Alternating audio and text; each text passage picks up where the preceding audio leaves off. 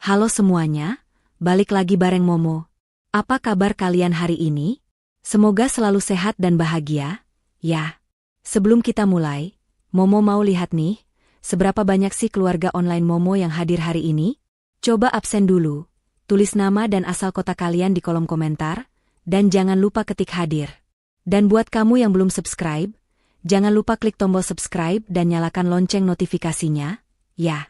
Supaya kamu gak ketinggalan setiap cerita seru, inspiratif, dan penuh makna dari Momo. Siap?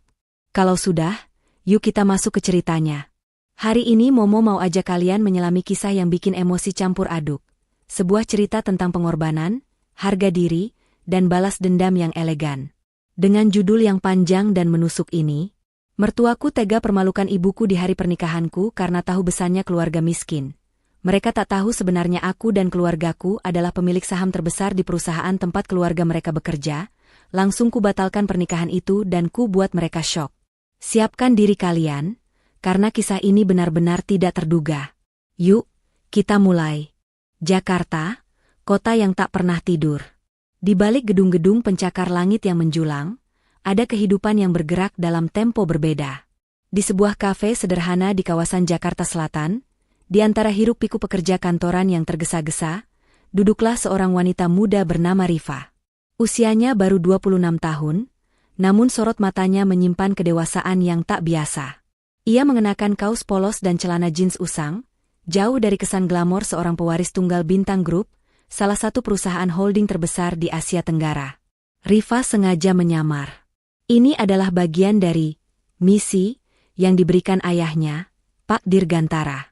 Ayahnya sudah lelah melihat Rifa didekati pria-pria yang hanya tertarik pada hartanya.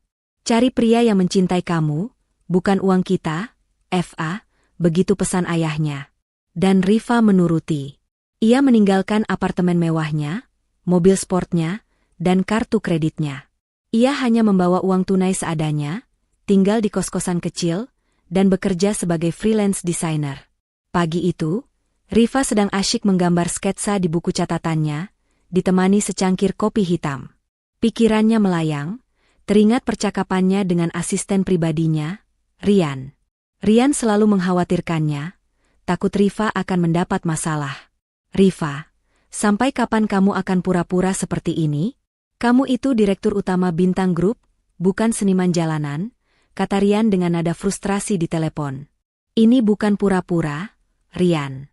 Ini hidup yang aku pilih. Aku ingin tahu rasanya berjuang dari nol, dan menemukan seseorang yang tulus. Jawab Rifa santai. Tapi bagaimana jika ada yang mengincar posisimu di kantor? Kamu sudah terlalu lama cuti, desak Rian. Semua aman terkendali, kok. Tenang saja. Ayahku juga mendukungku, Rifa meyakinkan.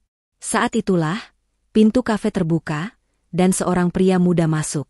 Rambutnya disisir rapi, dengan wajah lelah namun memancarkan aura kebaikan.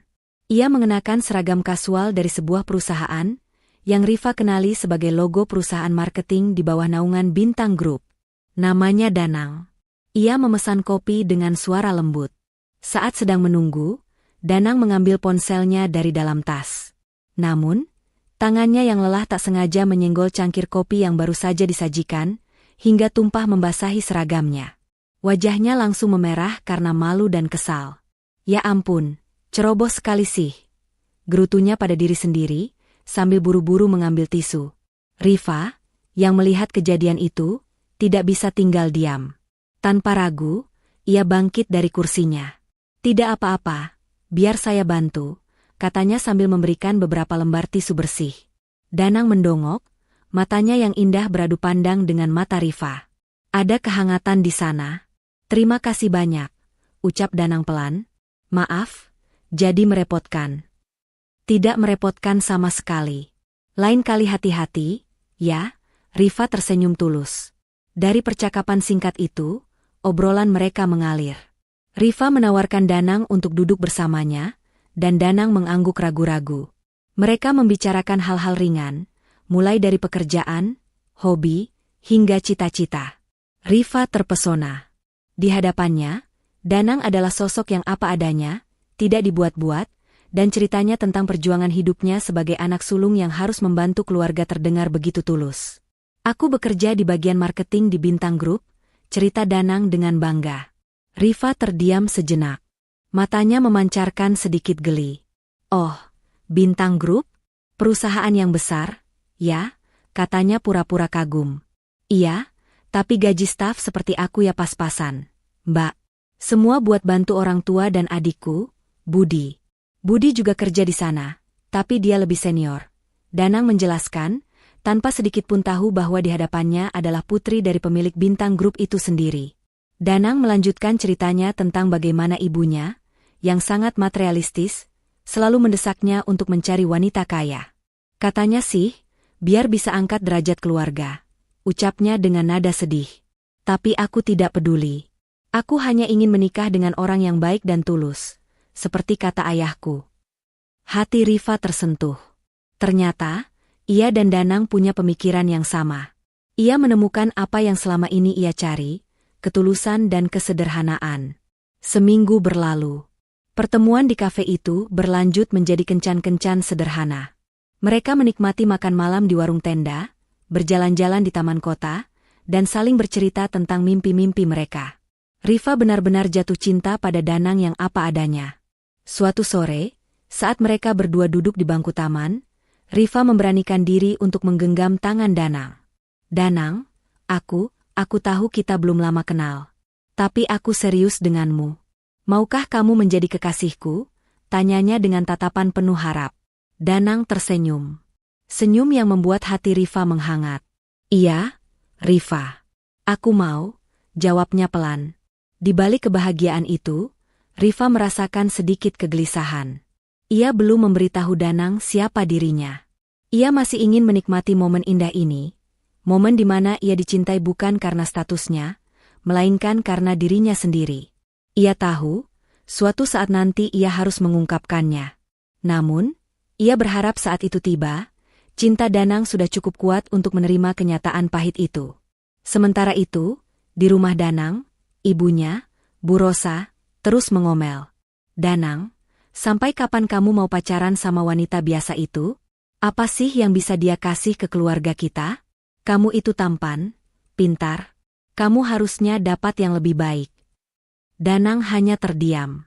Ia tidak ingin berdebat. Ia hanya ingin cintanya diterima apa adanya. Sama seperti Rifa yang menerima dirinya. Namun, ia tidak tahu bahwa kerikil tajam sudah menunggu di depan mata. Kerikil itu bukan hanya akan menyakitinya, tetapi juga akan menghancurkan segalanya. Dan semua itu bermula dari satu rahasia besar yang disembunyikan Rifa. Hubungan Rifa dan Danang semakin serius. Setelah 3 bulan bersama, Rifa merasa inilah saatnya untuk melangkah lebih jauh. Ia mengajak Danang makan malam romantis di sebuah warung soto langganannya. Di tengah obrolan santai, Rifa mengeluarkan sebuah kotak bludru kecil dari sakunya. Danang terkejut. Di dalamnya, bukan cincin berlian mahal, melainkan cincin perak sederhana dengan ukiran nama mereka. Danang, kata Rifa, suaranya bergetar. Aku tahu aku bukan wanita kaya. Aku tidak punya mobil mewah, dan aku hanya seorang freelance designer dengan penghasilan pas-pasan. Tapi aku punya cinta yang tulus dan hati yang hanya untukmu. Maukah kamu menikah denganku? Mata Danang berkaca-kaca. Tanpa ragu, ia mengangguk. Ya, Rifa. Aku mau. Keduanya berpelukan, tidak peduli dengan keramaian di sekitar mereka. Kebahagiaan itu terasa begitu murni. Kabar baik itu disambut bahagia oleh Ibu Rifa, Bu Ratna, yang selama ini telah mengikuti kisah cinta anaknya. Bu Ratna, seorang wanita yang sederhana dan bijaksana, langsung mengajak Rifa untuk segera bertemu dengan keluarga Danang. Ibu ingin melihat sendiri, pria yang berhasil menaklukkan hati putri kesayangan ibu, katanya dengan senyum tulus. Namun, di rumah Danang, kabar itu disambut dengan respons yang sangat berbeda. Bu Rosa, Ibu Danang, langsung melontarkan kekesalan. Apa? Menikah? Dengan wanita miskin itu? Kamu ini sudah gila, Danang. Gaji kamu saja tidak cukup untuk memenuhi kebutuhan sehari-hari, apalagi kalau menikah dengan wanita kere seperti dia. Budi, adik Danang, ikut menambahkan. Betul, Mas. Dia itu cuma freelance designer. Kalau lagi sepi proyek, mau makan apa? Seharusnya Mas menikah dengan atasan di kantor yang kaya raya, biar kita semua kecipratan. Danang sedih. Ia mencoba menjelaskan betapa tulusnya Rifa, namun kata-katanya tidak didengar. Akhirnya, ia membujuk keluarganya untuk setidaknya bertemu dengan keluarga Rifa. Kita lihat saja dulu, Bu. Kalau tidak cocok, kita bisa bicarakan lagi, bujuk Danang. Hari yang dinanti pun tiba. Pertemuan keluarga diadakan di rumah Danang, sebuah rumah yang lumayan besar, mencerminkan status keluarga yang merasa sudah berada. Keluarga Rifa datang dengan mobil sewaan yang terlihat biasa saja. Bu Ratna mengenakan kebaya sederhana, dan ayah Rifa, Pak Dirgantara, memakai kemeja batik yang sudah agak pudar. Mereka disambut dengan tatapan meremehkan oleh Bu Rosa dan Budi. Hanya ayah Danang, Pak Tono, yang menyambut mereka dengan senyum ramah. Silakan masuk, ucap Pak Tono hangat. Terima kasih, Pak, jawab Pak Dirgantara. Saat duduk, suasana menjadi canggung. Bu Rosa langsung melancarkan interogasi. Jadi, Mbak Rifa ini kerjanya apa, ya? Danang bilang freelance. Pasti penghasilannya tidak menentu, kan? Tanyanya dengan nada sinis. Rifa, yang sudah terbiasa dengan pertanyaan seperti ini, menjawab dengan tenang. Iya, Bu. Saya memang freelance designer. Tapi alhamdulillah, penghasilannya cukup untuk hidup sederhana. Cukup untuk hidup sederhana, ya, gumam Bu Rosa, menyindir. Zaman sekarang, hidup sederhana itu susah, loh. Apalagi kalau sudah punya anak. Budi, yang selama ini diam, ikut menyela. Iya, Bu. Lebih baik cari yang mapan. Seperti saya, kan kerja di Bintang Group, sudah jelas gajinya, tunjangan, dan bonusnya. Ia melirik Rifa dengan tatapan sombong. Beda sama freelancer yang masa depannya tidak jelas. Rifa menahan senyumnya. Ia tahu Budi bekerja di perusahaannya. Ia tahu Budi adalah seorang staf yang seringkali bermalas-malasan dan mengeluh tentang gajinya.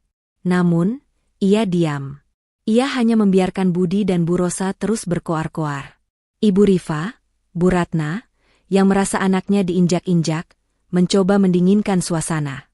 Hidup itu bukan cuma tentang uang, Bu. Yang penting anak-anak bisa bahagia, katanya dengan lembut. Bahagia? Bahagia tidak bisa beli beras. Begitu? Bahagia itu butuh uang, Bu. Lihat saja Danang dan Budi, saya sekolahkan mereka tinggi-tinggi, agar bisa dapat pekerjaan bagus di perusahaan besar seperti Bintang Group, jawab Bu Rosa dengan suara lantang. Suasana semakin tegang. Danang merasa sangat malu dan tidak nyaman. Ia menatap Rifa, dan Rifa hanya mengangguk, seolah mengatakan, tenang saja. Rifa memegang tangan Danang di bawah meja, mencoba memberikan kekuatan. Setelah pertemuan yang penuh drama itu berakhir, keluarga Rifa pamit pulang.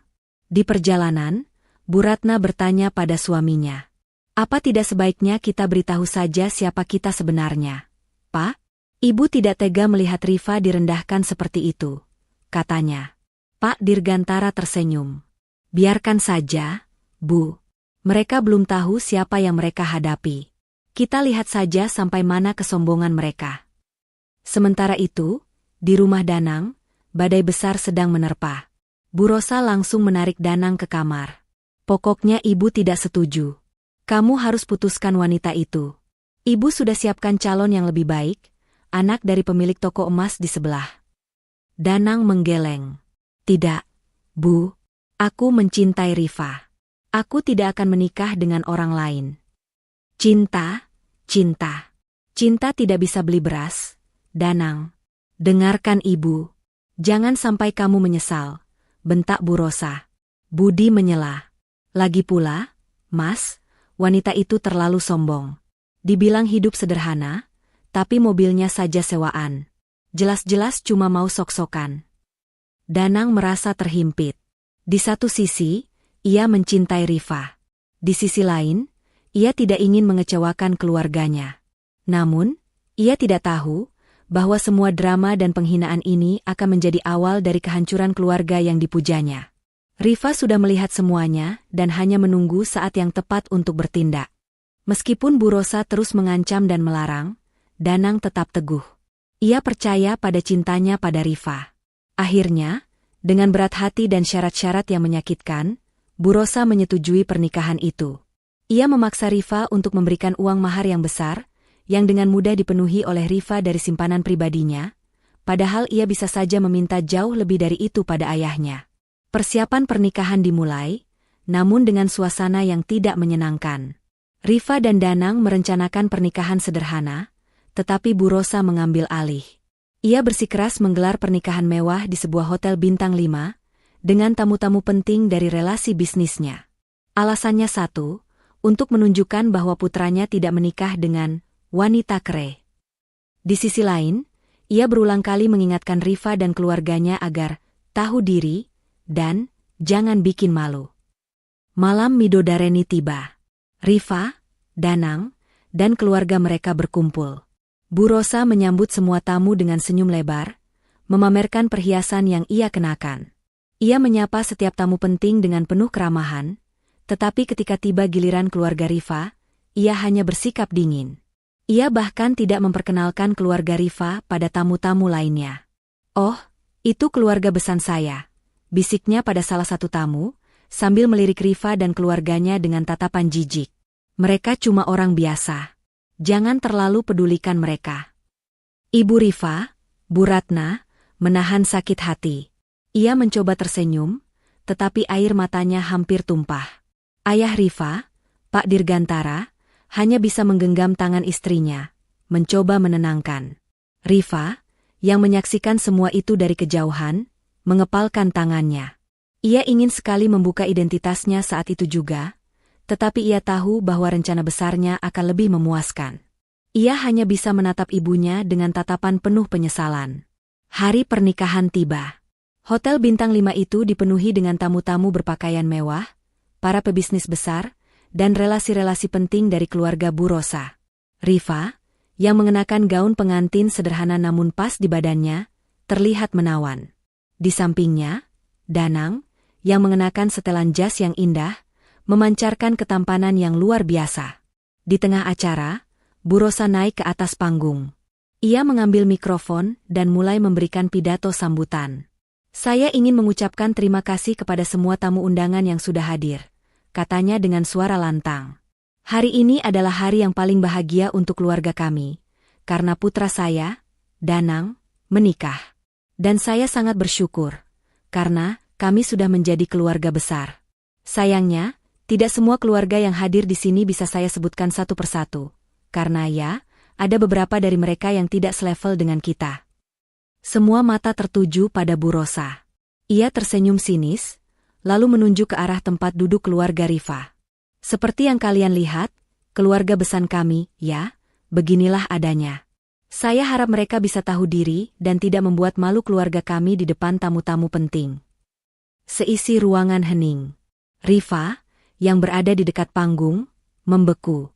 Ia melihat ibunya, Bu Ratna, tertunduk malu, mencoba menahan air mata yang sudah tumpah. Wajahnya memerah, dan tangannya bergetar. Hati Rifa hancur. Ini bukan lagi soal dirinya, tapi harga diri ibunya yang dipertaruhkan. Ayah Rifa, Pak Dirgantara, bangkit dari kursinya, wajahnya sudah memerah menahan amarah. Budi, yang berdiri di samping Bu Rosa, hanya terkikik geli melihat Rifa dan keluarganya menjadi bahan tawaan. Rifa tidak tahan lagi. Pengorbanan ibunya, cintanya, dan ketulusannya diinjak-injak begitu saja.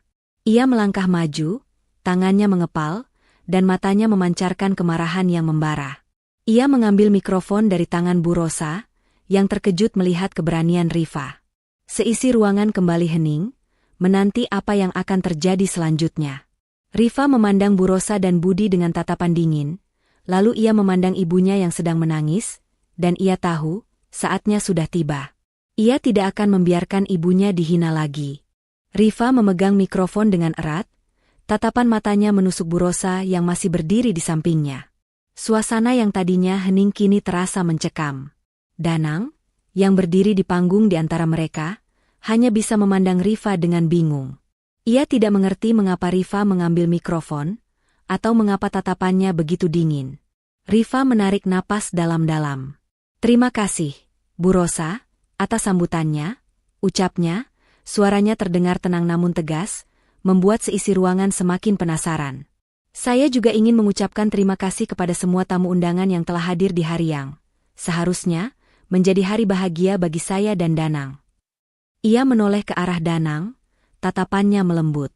Danang membalas tatapan itu, seolah bertanya apa yang sedang terjadi. Rifa menatapnya sejenak, lalu kembali menatap tamu-tamu yang hadir. "Seperti yang dikatakan Bu Rosa tadi, ada beberapa dari kita yang tidak selevel," lanjut Rifa, mengulangi kata-kata Bu Rosa dengan penekanan yang jelas. "Mungkin itu benar. Saya dan keluarga saya memang tidak selevel.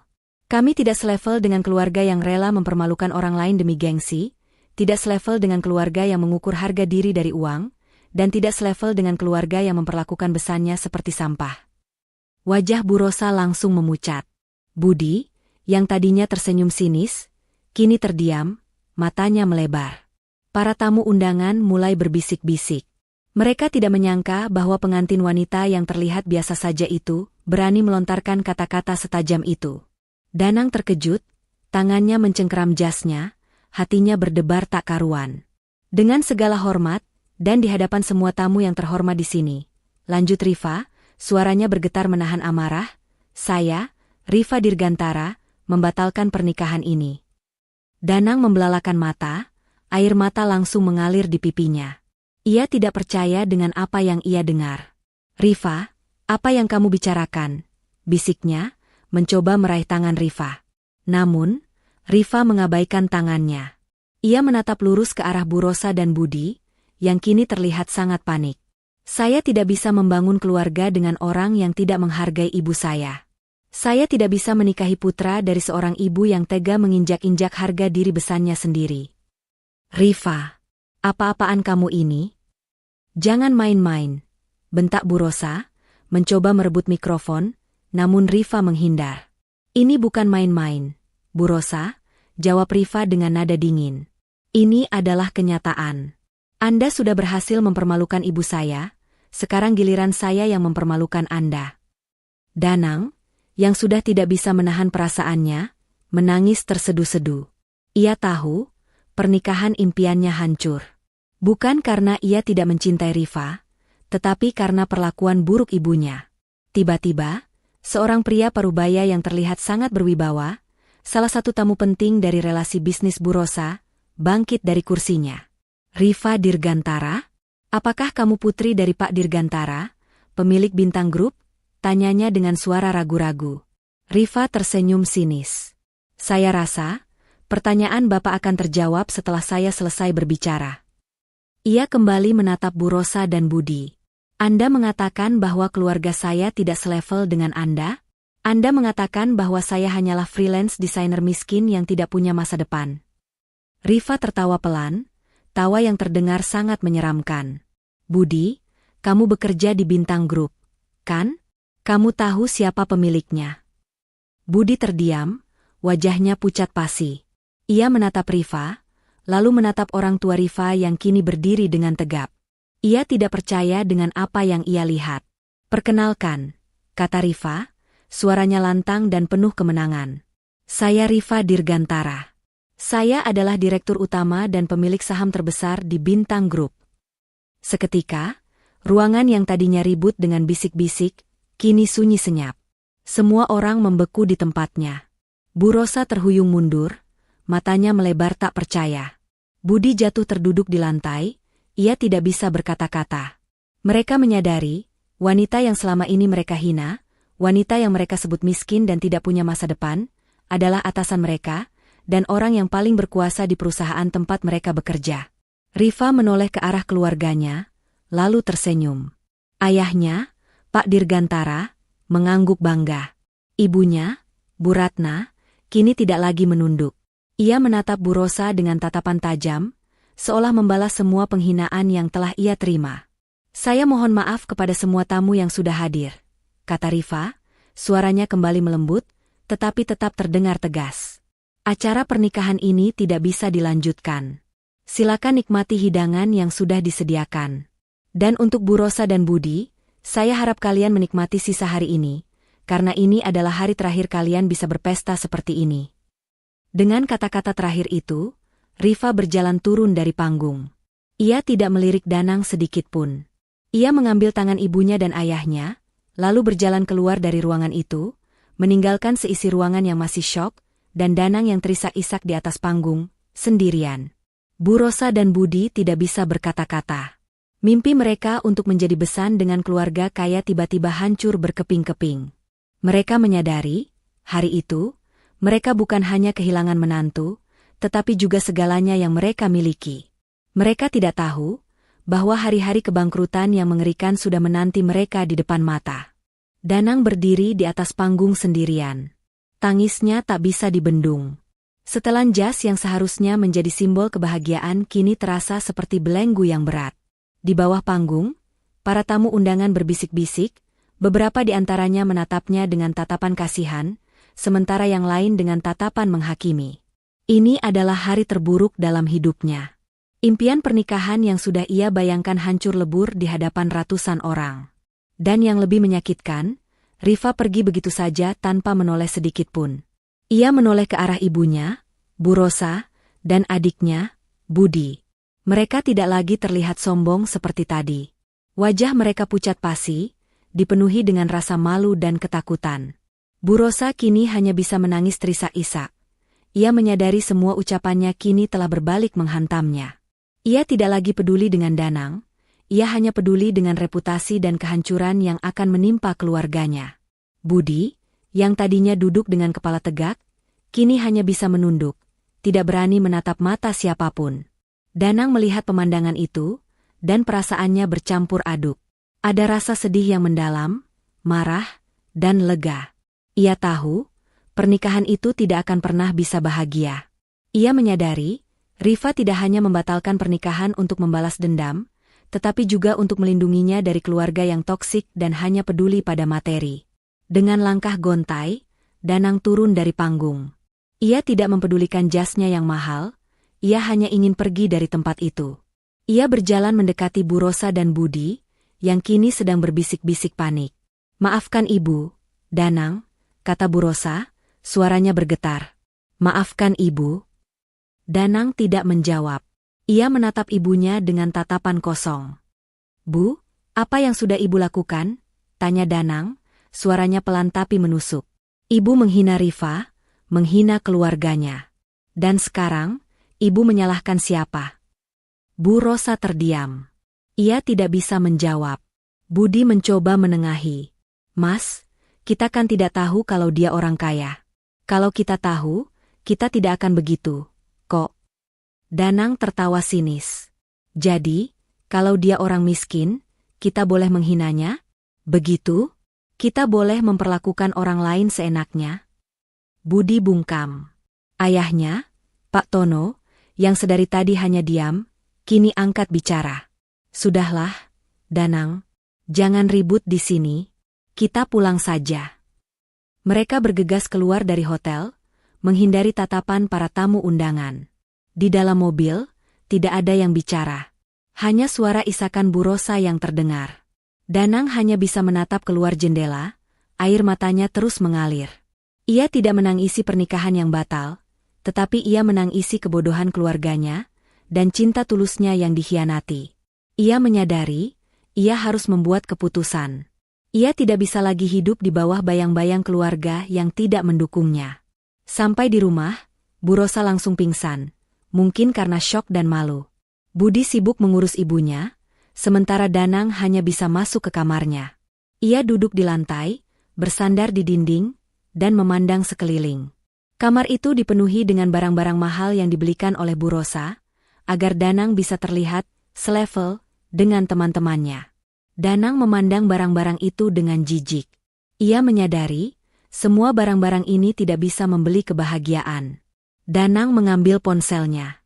Ia membuka galeri foto, melihat foto-fotonya bersama Rifa. Foto-foto saat mereka makan soto, saat mereka berjalan-jalan di taman, saat Rifa melamarnya dengan cincin perak sederhana. Air matanya kembali tumpah. Ia tahu, Rifa adalah wanita yang baik, wanita yang tulus. Ia tahu, Rifa tidak pantas mendapatkan perlakuan seperti itu. Ia membuka kontak Rifa. Hatinya ingin sekali menelepon Rifa, meminta maaf, dan menjelaskan semuanya. Namun, ia tidak berani. Ia menyadari, semua ini adalah kesalahannya. Ia seharusnya lebih tegas pada ibunya. Ia seharusnya lebih berani membela Rifa. Ia malu. Ia merasa tidak pantas untuk Rifa. Pikiran Danang dipenuhi dengan kenangan Rifa, dan ia pun teringat pesan Rifa saat mereka pertama kali bertemu. Aku ingin tahu rasanya berjuang dari nol, dan menemukan seseorang yang tulus, katanya. Danang menyadari, ia tidak boleh berlarut-larut dalam kesedihan. Ia harus bangkit. Ia harus membuktikan pada Rifa, pada keluarganya, dan pada dirinya sendiri, bahwa ia adalah pria yang kuat dan mandiri. Ia bangkit, mengambil koper kecilnya, dan mulai mengemas barang-barangnya. Ia hanya membawa barang-barang yang paling penting, pakaian, buku-buku, dan cincin perak pemberian Rifa. Ia meninggalkan semua barang-barang mewah yang dibelikan ibunya. Ia tidak ingin lagi hidup di bawah bayang-bayang kemewahan palsu itu. Saat ia berjalan keluar dari kamarnya, ia bertemu dengan Budi. "Mas mau kemana?" "Ibu masih sakit." "Loh?" tanya Budi, suaranya terdengar cemas. "Aku mau pergi," jawab Danang, suaranya tenang dan tegas. "Aku tidak akan kembali sampai aku menemukan diriku sendiri." Budi mencoba menahan Danang, tetapi Danang sudah mengambil keputusan. Ia berjalan keluar dari rumah, tidak peduli dengan teriakan Budi. Ia hanya ingin memulai hidup baru, hidup yang ia pilih sendiri, tanpa campur tangan keluarganya. Ia tidak tahu bahwa keputusan ini akan membawanya pada takdir yang lebih besar, dan akan membawanya kembali berhadapan dengan Rifa, di tengah-tengah rencana balas dendam yang telah Rifa siapkan. Di dalam mobil mewah yang kini terasa asing, Rifa duduk diam di kursi belakang, bersampingan dengan ayahnya. Ibunya, Bu Ratna, duduk di depan, sesekali menyeka air mata yang masih tersisa. Kemarahan di hati Rifa belum padam, namun kini bercampur dengan rasa sakit yang menusuk. Ia tidak tahu apa yang lebih menyakitkan, melihat ibunya dipermalukan di depan umum, atau melihat Danang, pria yang dicintainya, berdiri sendirian di atas panggung dengan setelan jas yang basah oleh air mata. "Rifa, kamu yakin dengan keputusanmu?" tanya Pak Dirgantara, suaranya tenang, namun Rifa tahu ayahnya juga merasakan amarah yang sama. "Sangat yakin, Ayah," jawab Rifa, suaranya dingin. "Mereka harus tahu bahwa ada harga yang harus dibayar untuk setiap perbuatan keji. Aku tidak bisa membiarkan Danang terjerumus lebih jauh ke dalam lingkungan yang merusak seperti itu." Di balik keputusan itu, Rifa juga diliputi rasa bersalah. Ia memandang keluar jendela, menatap jalanan yang basah oleh hujan, sama seperti matanya yang hampir meneteskan air mata. "Maafkan aku, Danang," bisiknya dalam hati. "Aku tahu ini sangat menyakitkan, tapi ini adalah satu-satunya cara untuk membangkitkanmu." Ia percaya bahwa Danang adalah pria yang kuat dan mandiri, dan perlakuan keluarganya yang mengerikan ini akan menjadi katalis yang ia butuhkan untuk benar-benar berdiri di atas kakinya sendiri. Sesampainya di rumah, Rifa langsung mengambil ponselnya. Wajahnya yang tegang kini kembali ke mode, direktur utama. Ia menghubungi Rian, asisten pribadinya. "Rian, batalkan semua cuti saya. Saya akan kembali ke kantor besok pagi. Ada pekerjaan penting yang harus kita selesaikan," perintahnya dengan nada dingin. "Dan kirimkan surat pengunduran diri atas nama saya dari semua grup chat dan komunitas freelance yang saya ikuti." "Ada yang bisa saya bantu, Bos?" tanya Rian, yang sudah mendengar kabar tentang insiden pernikahan yang viral di media sosial. "Tentu. Dengarkan baik-baik. Saya mau kamu periksa semua laporan kinerja Budi, karyawan Bintang Group. Saya ingin semua laporan itu dikaji ulang, dari laporan keuangan hingga kinerja harian. Saya ingin tahu, sudah berapa lama dia membolos, memalsukan laporan, dan apa saja yang telah ia lakukan di belakang saya. Semua bukti harus dikumpulkan dengan rapi," perintah Rifa. "Siap, Bos," jawab Rian, suaranya tegang. "Satu lagi," tambah Rifa. "Kirimkan tim audit internal ke perusahaan Bu Rosa. Cari celah sekecil apapun. Saya ingin semua kontrak mereka dengan Bintang Group dibatalkan. Saya ingin mereka bangkrut. Saya tidak mau ada satupun aset yang tersisa. Rifa mengakhiri panggilan itu. Ia mengepalkan tangannya. Ini bukan balas dendam, ini adalah keadilan, gumamnya. Keadilan untuk ibuku, dan keadilan untuk Danang. Sementara itu, di sebuah rumah sederhana di pinggir kota, Danang melangkah keluar dari taksi, membawa koper kecilnya. Ia menyewa sebuah kamar kos-kosan dengan uang simpanannya. Udara malam terasa dingin, namun hatinya terasa lebih dingin. Ia sendirian. Ia tahu, ia telah membakar semua jembatan dengan keluarganya. Tidak ada lagi tempat untuk kembali. Namun, di dalam hatinya, ia merasa sedikit lega. Ia tidak lagi harus mendengar omelan ibunya, ia tidak lagi harus merasa malu karena adiknya yang sombong. Ia bebas. Malam itu, Danang tidak bisa tidur. Ia terus memandang cincin perak pemberian Rifa. Ia teringat janji Rifa bahwa ia akan selalu ada untuknya. Namun, kini ia sendirian. Air matanya kembali tumpah. Rifa, mengapa kamu melakukan ini? Mengapa kamu tidak memberitahuku siapa kamu sebenarnya? Bisiknya, di tengah isak tangis. Di sisi lain, kehidupan Bu Rosa dan Budi berubah 180 derajat. Setelah dipermalukan di depan umum, mereka menjadi bahan gunjingan para tamu undangan. Semua relasi bisnis yang tadinya dekat, kini menjauhi mereka. Telepon yang tadinya berdering tiada henti, kini sunyi. Pagi harinya, Budi datang ke kantor dengan wajah lelah dan pikiran kacau. Ia masih tidak percaya bahwa Rifa, wanita yang ia remehkan, adalah direktur utamanya. Sesampainya di meja kerjanya, ia menemukan sebuah surat. Surat itu berasal dari divisi HRD. Tangannya bergetar saat ia membacanya. Berdasarkan hasil audit internal dan laporan investigasi, Anda, Budi Santoso, terbukti telah melakukan pelanggaran berat terhadap kode etik perusahaan, termasuk ketidakhadiran tanpa keterangan dan penyalahgunaan wewenang. Oleh karena itu, perusahaan memutuskan untuk memberhentikan Anda dari jabatan Anda, terhitung mulai hari ini juga. Wajah Budi langsung pucat pasi. Ia tidak percaya dengan apa yang ia baca. Ini tidak mungkin. Ini pasti salah. Ini pasti ulah Rifa. Teriaknya, membuat semua rekan kerjanya terkejut. Saat yang sama, di rumah, Bu Rosa juga mendapatkan kabar buruk. Perusahaan catering miliknya, yang selama ini menjadi pemasok untuk Bintang Group, mendapatkan surat pemberitahuan bahwa semua kontraknya dibatalkan secara sepihak. Alasannya? Ada ketidaksesuaian laporan keuangan dan kualitas produk yang tidak memenuhi standar. Semua alasan itu dibuat-buat, dan Bu Rosa tahu itu. Tidak mungkin. Ini tidak mungkin. Ini pasti ulah Rifa. Teriaknya, sambil melempar surat itu ke lantai. Ia merasa dunia sudah runtuh. Ia kehilangan menantu kaya, dan kini ia akan kehilangan segalanya. Bu Rosa dan Budi mencoba menghubungi Rifa, tetapi ponsel mereka sudah diblokir. Mereka mencoba menghubungi keluarga Rifa, tetapi tidak ada yang menjawab. Mereka menyadari, mereka sudah terjerat dalam jerat balas dendam yang elegan dari Rifa. Di sisi lain, di ruangannya yang mewah di lantai teratas gedung Bintang Group, Rifa duduk di kursi kebesarannya.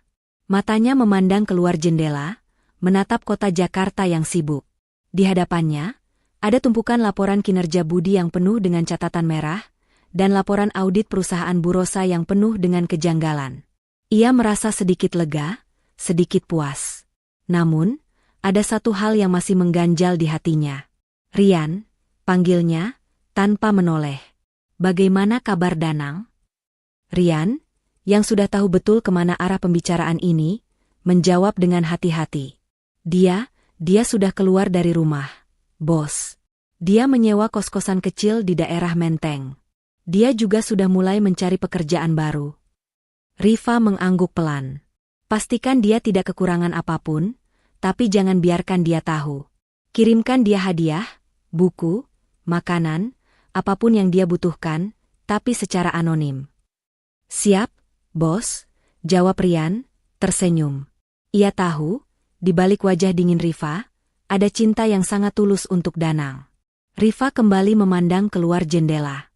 Hatinya terasa sakit, namun ia tahu, ia telah melakukan hal yang benar. Ia tidak bisa menikahi Danang, tidak sampai Danang benar-benar lepas dari pengaruh keluarganya yang toksik. Ia tahu, cinta mereka akan diuji, dan ia harus menunggu. Menunggu sampai Danang siap, dan menunggu sampai Danang menemukan jati dirinya yang sebenarnya. Sementara itu, Danang duduk di sebuah bangku taman, di seberang kos-kosannya. Ia memandang ke atas, menatap langit yang dipenuhi bintang. Ia merasa sendirian, namun juga merasa penuh harapan. Ia tidak tahu apa yang akan terjadi di masa depan, namun ia tahu satu hal, ia akan berjuang. Ia akan membuktikan bahwa ia adalah pria yang kuat, pria yang tidak bisa diinjak-injak oleh siapapun. Ia tidak tahu bahwa di kejauhan, Riva sedang mengawasinya, dan di dalam kegelapan, ada rencana lain yang sedang menunggu. Kehancuran itu datang lebih cepat dari yang dibayangkan Bu Rosa dan Budi. Setelah Budi dipecat dan perusahaan catering Bu Rosa kehilangan kontraknya dengan Bintang Group, badai masalah mulai berdatangan tak henti. Bu Rosa yang tadinya selalu menganggap remeh orang lain, kini menjadi panik. Ia berteriak-teriak histeris di rumah, sementara Budi hanya bisa terdiam, duduk di sudut ruangan dengan tatapan kosong. Budi, apa yang harus kita lakukan? Bintang Group itu pelanggan terbesar kita. Kalau kontraknya dibatalkan, kita bisa bangkrut. Teriak Bu Rosa, tangisnya tak lagi terdengar seperti tangis penyesalan, melainkan tangis ketakutan. Budi, yang kini merasakan pahitnya kenyataan, mencoba menenangkan ibunya. Tenang, Bu. Kita masih punya pelanggan lain. Kita bisa cari yang baru. Namun, mencari pelanggan baru ternyata tidak semudah yang dibayangkan. Riva, yang kini kembali mengambil alih kursi direktur utama, tidak hanya membatalkan kontrak, tetapi juga menyebarkan berita tentang kinerja buruk catering Bu Rosa melalui jalur-jalur bisnis informal. Ia memastikan bahwa tidak ada satupun perusahaan besar yang mau bekerja sama dengan mereka. Setiap kali Bu Rosa mengajukan proposal, ia selalu ditolak. Maaf, Bu, kami dengar ada masalah dengan kualitas produk Anda, begitu ucapan yang selalu ia terima. Bu Rosa dan Budi mulai putus asa. Mereka mencoba menghubungi relasi-relasi bisnis yang mereka banggakan, tetapi tidak ada yang mau membantu. Mereka semua menjauhi Bu Rosa, takut terkena imbas dari perseteruan dengan Riva Dirgantara yang kekuasaannya tidak mereka duga. Rumah mereka yang tadinya selalu dipenuhi tawa dan obrolan tentang kesuksesan, kini terasa sepi dan mencekam. Tagihan-tagihan mulai menumpuk. Tanpa pendapatan, mereka tidak bisa membayar gaji karyawan, utang bank, dan biaya operasional. Perlahan tapi pasti, satu persatu aset mereka mulai dijual. Mobil mewah, perhiasan, dan akhirnya, rumah besar yang tadinya menjadi simbol kesombongan mereka, kini harus dijual untuk melunasi utang. Bu Rosa, yang tadinya selalu tampil dengan perhiasan dan pakaian mahal, kini terlihat lusuh dan tidak terawat. Budi, yang tadinya selalu menyombongkan diri sebagai karyawan Bintang Group, kini hanya pengangguran yang terperangkap dalam keputusasaan. Mereka harus pindah ke sebuah rumah kontrakan kecil di gang sempit, jauh dari lingkungan mereka yang dulu. Mereka kehilangan segalanya, harta, reputasi, dan harga diri. Ini semua gara-gara kamu, Bu, teriak Budi suatu sore. Kalau ibu tidak menghina Riva, kalau ibu tidak membatalkan pernikahan itu, kita tidak akan seperti ini. Kenapa kamu menyalahkan ibu? Ini salah Riva. Dia yang jahat. Dia yang menghancurkan kita. Balas Bu Rosa, tangisnya kembali pecah. Dia tidak jahat, Bu. Kita yang jahat. Kita yang sudah menghina orang tuanya. Kita pantas mendapatkan ini. Budi menunduk, air matanya tumpah. Aku bahkan tidak bisa mencari pekerjaan lagi, Bu.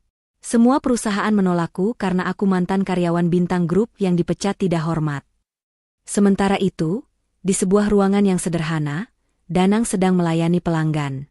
Ia bekerja di sebuah toko buku kecil. Gajinya memang tidak seberapa, tetapi ia sangat bahagia. Ia bertemu dengan orang-orang baik, membaca buku-buku yang menginspirasinya, dan ia merasa mandiri. Ia menyadari, kebahagiaan sejati tidak bisa diukur dari harta. Meskipun ia tidak lagi berhubungan dengan keluarganya, ia masih mengkhawatirkan mereka. Ia mendengar desas-desus tentang perusahaan catering ibunya yang bangkrut dan adiknya yang dipecat. Hatinya merasa sakit. Namun, ia tidak tahu harus berbuat apa. Di sisi lain, Rifa selalu mendapatkan laporan tentang Danang dari Rian. "Bos, Danang sudah mulai bekerja di toko buku. Dia terlihat bahagia," lapor Rian. "Bagus," jawab Rifa, sambil tersenyum tipis. "Pastikan dia tidak kekurangan apapun, tapi jangan biarkan dia tahu. Kirimkan dia hadiah, buku, makanan, apapun yang dia butuhkan, tapi secara anonim." "Siap, bos," jawab Rian, tersenyum. Ia tahu, di balik wajah dingin Rifa, ada cinta yang sangat tulus untuk Danang. Rifa tahu, balas dendamnya sudah hampir selesai. Ia sudah berhasil membuat Bu Rosa dan Budi merasakan penderitaan yang sama seperti yang ibunya rasakan. Namun, ia juga tahu, ia harus berhati-hati. Rencana balas dendamnya hanyalah langkah awal. Langkah selanjutnya adalah bagaimana ia bisa mendapatkan Danang kembali, setelah semua yang terjadi. Ia tahu, itu tidak akan mudah. Ia harus menunggu sampai Danang benar-benar lepas dari pengaruh keluarganya yang toksik. Ia tahu, cinta mereka akan diuji, dan ia harus menunggu. Menunggu sampai Danang siap, dan menunggu sampai Danang menemukan jati dirinya yang sebenarnya. Di sebuah rumah kontrakan kecil, Bu Rosa dan Budi duduk berdua, saling menatap dengan tatapan kosong. Mereka tidak punya apa-apa lagi. Mereka kehilangan segalanya karena kesombongan dan keangkuhan mereka sendiri. Mereka menyadari, mereka telah salah. Namun, penyesalan itu datang terlambat. Danang merasa hidupnya kini lebih tenang. Meskipun gajinya pas-pasan, ia sangat menikmati pekerjaannya di toko buku. Ia merasa tidak lagi terbebani oleh ekspektasi ibunya yang tak pernah puas, atau rasa malu karena tingkah laku adiknya. Ia juga seringkali menerima hadiah-hadiah anonim yang entah dari siapa. Sebuah buku langka, sekotak kue, atau bahkan sebungkus soto dari warung langganannya. Ia menduga Rifa berada di balik semua ini, tetapi ia tidak berani berharap. Setiap kali ia memikirkan Rifa, hatinya terasa sakit dan perih. Ia masih merasa malu dan tidak pantas. Sore itu, saat Danang sedang menata buku di rak paling atas, pintu toko terbuka dan bel berdering. Seorang wanita masuk. Jantung Danang langsung berdebar kencang. Ia mengenali sosok itu. Wanita itu memakai kaos polos dan celana jeans, persis seperti Rifa yang ia kenal dulu. Rifa berjalan mendekat, tatapannya lekat pada Danang. "Danang," sapanya, suaranya lembut, sama seperti saat pertama kali mereka bertemu. Danang terdiam. Tangannya yang memegang buku bergetar. Ia turun dari tangga dan menatap Rifa dengan mata berkaca-kaca. Ada kerinduan, amarah, dan kebingungan yang campur aduk di matanya. "Rifa," bisiknya. Mereka berdua duduk di bangku di sudut toko, di antara rak-rak buku yang menjulang tinggi. Suasana hening, hanya suara bisik-bisik dari pelanggan lain yang terdengar. Danang memandang Rifa, mencoba membaca ekspresi wajahnya. Rifa yang ia kenal kini adalah direktur utama Bintang Group, wanita yang memiliki segalanya. Bukan lagi Rifa si freelance desainer miskin yang ia cintai. "Danang, aku minta maaf," ucap Rifa, memecah keheningan. "Aku minta maaf atas semua yang terjadi. Aku tahu ini sangat menyakitkan." Danang menunduk. "Kenapa, Rifa? Kenapa kamu tidak jujur dari awal? Kenapa kamu harus berbohong?" "Aku tidak berbohong, Danang. Aku hanya menyembunyikan kebenaran," jawab Rifa, suaranya pelan. "Ayahku memintaku untuk menemukan seseorang yang mencintaiku apa adanya, bukan karena hartaku. Dan saat aku bertemu kamu, aku tahu kamu adalah orangnya. Aku bahagia. Aku tidak ingin merusak kebahagiaan itu dengan statusku. Tapi kamu malah merusaknya dengan cara lain," balas Danang, suaranya bergetar. "Kamu membiarkan ibuku menghina keluargamu. Kamu mempermalukan keluargaku di depan umum. Dan kamu meninggalkanku begitu saja." Air matanya tumpah. Rifa menatap Danang, matanya juga berkaca-kaca. "Danang, aku tidak pernah bermaksud untuk menyakitimu. Tapi aku harus melakukannya. Aku harus melindungimu dari keluargamu sendiri. Aku harus membuatmu menyadari bahwa kebahagiaan sejati tidak bisa diukur dari uang." Rifa berhenti sejenak, lalu melanjutkan, "Dan yang paling penting, aku tidak bisa membiarkan ibuku dipermalukan. Beliau adalah wanita yang paling berharga dalam hidupku." Danang terdiam. Ia tahu, Rifa benar. Ia menyadari, Rifa juga korban dari keegoisan keluarganya.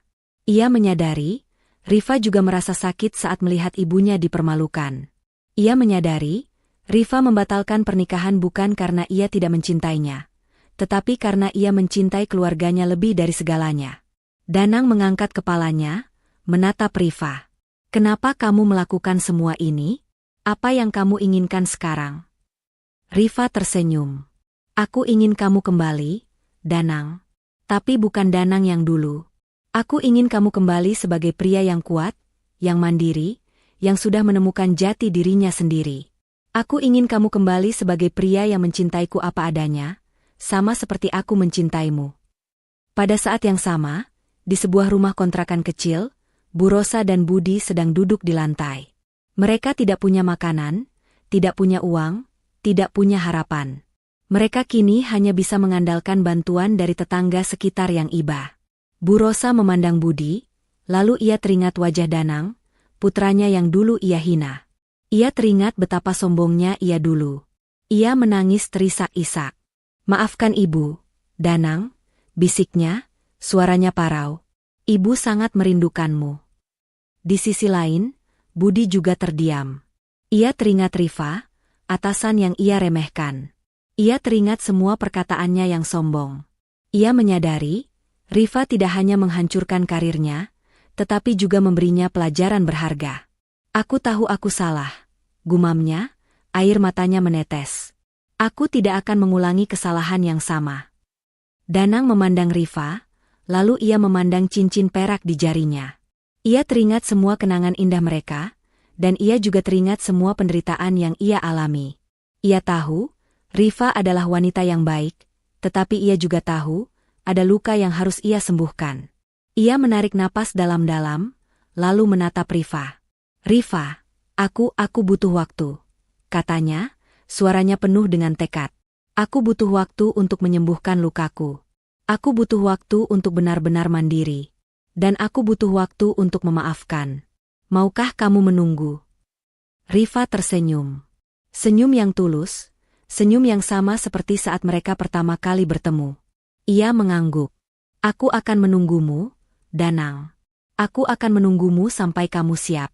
Sampai saat itu tiba, aku akan selalu ada di sini, untukmu. Dengan kata-kata terakhir itu, Rifa bangkit dan berjalan keluar dari toko, meninggalkan Danang sendirian, tetapi kali ini, Danang tidak merasa sedih. Ia merasa penuh harapan. Ia tahu, ia masih punya cinta, dan ia tahu, ia masih punya kesempatan. Ia tahu, ini bukan akhir dari segalanya, tetapi awal dari babak baru dalam hidupnya. Rumah kontrakan kecil itu terasa dingin dan kosong. Tidak ada lagi tawa riang atau celoteh sombong yang biasa terdengar. Hanya keheningan yang mencekam, diselingi isak tangis Bu Rosa yang parau. Di hadapannya, Budi duduk terdiam, memandangi lantai yang kotor. Mereka kini tidak punya apa-apa. Harta mereka, rumah mewah mereka, reputasi mereka, semuanya hilang. Mereka kehilangan segalanya, dan yang paling menyakitkan, mereka kehilangan Danang. Budi, kenapa semua ini harus terjadi? Tanya Bu Rosa, suaranya lemah. Kenapa kita jadi seperti ini? Budi, yang tadinya terdiam, kini angkat bicara. Ini karena kita, Bu. Karena kesombongan kita. Karena kita terlalu sibuk memandang harta orang lain, sampai kita lupa bagaimana cara menghargai orang lain. Bu Rosa terdiam. Ia memandang Budi, dan ia melihat bayangan dirinya di mata Budi. Mereka berdua sama. Sama-sama sombong, sama-sama serakah, dan sama-sama kehilangan segalanya. Sore itu, Danang yang baru pulang kerja, membeli 2 bungkus nasi dan lauk seadanya. Ia mendengar kabar dari tetangga tentang keadaan keluarganya. Hatinya terasa sakit, namun ia tahu, ia harus melakukannya. Ia harus menemui mereka. Ia berjalan ke arah rumah kontrakan itu. Jantungnya berdebar kencang. Ia tidak tahu apa yang harus ia katakan, atau bagaimana ia harus bereaksi. Ia hanya tahu, ia harus datang. Saat ia mengetuk pintu, Budi yang membukanya. Budi terkejut melihat Danang. Wajahnya yang kusam kini terlihat cerah, dan matanya memancarkan kelegaan. Mas, kamu datang? Bisiknya, suaranya bergetar. Danang mengangguk. Iya, aku datang. Budi mempersilakan Danang masuk. Bu Rosa yang melihat Danang, langsung memeluk putranya dengan erat. Ia menangis terseduh-seduh, tangisan yang penuh dengan penyesalan dan kerinduan. Maafkan ibu, Danang, bisiknya, berulang-ulang. Maafkan ibu. Danang membalas pelukan ibunya. Air matanya juga tumpah. Ia tahu, ibunya benar-benar menyesal. Ia tahu, ibunya sudah mendapatkan pelajaran yang sangat berharga. Ia tidak marah lagi. Ia hanya merasa sedih. Sedih melihat keluarganya yang hancur. Bu, aku tidak apa-apa, bisik Danang, mencoba menenangkan ibunya. Aku sudah memaafkan ibu. Bu Rosa melepaskan pelukannya, menatap Danang dengan mata berkaca-kaca. Ibu tidak hanya minta maaf pada kamu, Danang. Ibu juga minta maaf pada Rifa, pada ibunya, pada ayahnya. Ibu sudah mempermalukan mereka semua. Ibu pantas mendapatkan semua ini. Budi mengangguk, air matanya menetes. Mas, maafkan aku juga. Aku sudah sombong, aku sudah menghina Rifa. Aku benar-benar menyesal. Danang memandang Bu Rosa dan Budi. Ia tahu, mereka tidak berbohong. Mereka benar-benar menyesal. Ia tahu, ini adalah saatnya untuk memaafkan. Ia mengambil 2 bungkus nasi yang ia bawa. Bu, Budi, ayo kita makan. Aku tahu, kita tidak punya apa-apa lagi. Tapi kita masih punya satu sama lain. Bu Rosa dan Budi menatap nasi bungkus itu, lalu menatap Danang. Air mata mereka kembali tumpah. Kali ini bukan karena kesedihan, melainkan karena kebahagiaan. Mereka tahu, Danang sudah kembali. Dan mereka tahu, mereka masih punya kesempatan. Meskipun mereka sudah berdamai, Danang tahu, ia tidak bisa kembali ke rumah ini. Ia tahu, ia harus tetap berjuang sendiri. Bu, aku akan bantu kalian sebisanya. Tapi kalian harus bangkit.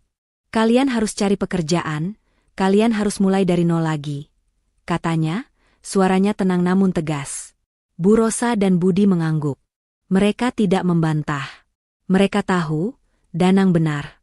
Mereka harus berjuang. Mereka harus membuktikan bahwa mereka sudah berubah. Danang pulang ke kosannya dengan hati yang lega. Ia tahu, babak baru dalam hidup keluarganya sudah dimulai. Babak yang penuh dengan penyesalan, pengampunan, dan perjuangan. Ia juga tahu, ia harus tetap berjuang. Ia harus membuktikan pada Rifa, bahwa ia adalah pria yang mandiri. Ia harus menunjukkan pada Rifa, bahwa cintanya tidak salah. Ia tidak tahu, bahwa di kejauhan, Rifa sedang memperhatikan mereka, dan tersenyum. Di ruang tunggu kantor Rifa, Budi duduk dengan gelisah. Ia telah menunggu hampir 1 jam. Setelah insiden pengungkapan identitas yang menggemparkan, reputasi keluarga Budi hancur. Bisnis mereka bangkrut, dan mereka kehilangan semua yang mereka miliki. Sekarang, ia datang untuk memohon. Pintu terbuka dan Rifa keluar. Wajahnya tenang namun tegas, tidak ada lagi amarah yang membara di matanya. Ada apa? Tanyanya dingin. Rifa, saya mohon ampuni saya dan keluarga saya, kata Budi dengan suara bergetar. Saya tahu saya telah berbuat salah. Saya telah meremehkan kamu dan menghancurkan hati ibumu. Rifa tersenyum tipis. Budi, aku tidak butuh maafmu. Aku juga tidak butuh pengakuanmu. Ia menepuk pundak Budi. Tapi yang aku butuh adalah kamu sadar bahwa setiap perbuatan ada konsekuensinya. Aku berharap kamu belajar dari semua ini. Rifa melangkah masuk ke dalam kantornya, meninggalkan Budi yang masih membatu di tempatnya. Setelah semua yang terjadi, Rifa menyadari bahwa balas dendamnya tidak membuatnya bahagia. Yang membuatnya bahagia adalah hidup tenang dan damai, tanpa dendam di hatinya. Ia menyadari bahwa kekuatan sejati bukan terletak pada seberapa besar ia bisa menghancurkan orang lain, melainkan seberapa besar ia bisa mengendalikan diri dan memaafkan. Sementara itu, Bu Rosa dan Budi juga menjalani hari-hari mereka dengan penuh penyesalan. Bu Rosa yang dulu angkuh kini menjadi wanita yang jauh lebih rendah hati. Ia mengambil pelajaran pahit dari kejadian itu dan mencoba untuk membangun kembali hidupnya. Begitu juga dengan Budi, Ia sadar bahwa kekayaan bukanlah segalanya. Rifa memilih untuk tidak menghukum mereka lebih jauh. Ia membiarkan mereka menghadapi konsekuensi perbuatan mereka sendiri. Ia fokus pada pengembangan perusahaannya, yang kini semakin sukses. Kisah Rifa dan keluarga Budi menjadi pelajaran bagi banyak orang, bahwa kejujuran dan ketulusan jauh lebih berharga daripada kekayaan dan status. Akhirnya, Rifa dan Danang menikah. Pernikahan mereka sederhana namun penuh cinta. Setelah Danang berhasil menjadi laki-laki yang mandiri dan berani. Mereka membangun keluarga kecil yang bahagia, di mana Rifa bisa menemukan kedamaian yang selama ini ia cari. Ia hidup bahagia bersama Danang dan anak-anak mereka, meninggalkan masa lalu yang penuh dendam di belakangnya. Pesan moral dari kisah ini adalah, dendam hanya akan melukai diri sendiri.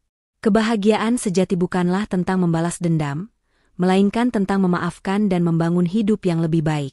Kekuatan sejati terletak pada hati yang lapang, bukan pada kekayaan atau status sosial.